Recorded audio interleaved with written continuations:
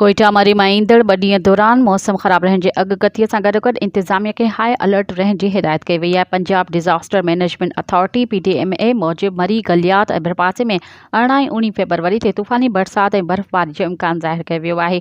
PDMA तर्जुमान ॿुधायो त मरी, गलियात ऐं भरपासे में छंछरु ऐं आचर ते बर्फ़बारी जा 70% जॾहिं त सूमर जे ॾींहुं बरसात ऐं बर्फ़बारी जा 75% इम्कान आहिनि।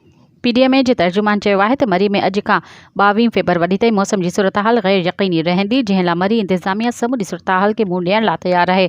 ख़राब मौसम सबबि PDMA जे तर्जुमान ॿुधायो त मरी वेंदड़ सयाहनि खे सफ़र दौरान एहतियात करण जी हिदायत कई वई आहे। मज़ीद ख़बरनि ऐं तफ़सीलात लाइ विज़िट कयो असांजी वेबसाइट www.awamiNewsHD.com ऐं ॾिसंदा रहो अवामी न्यूज़ HD।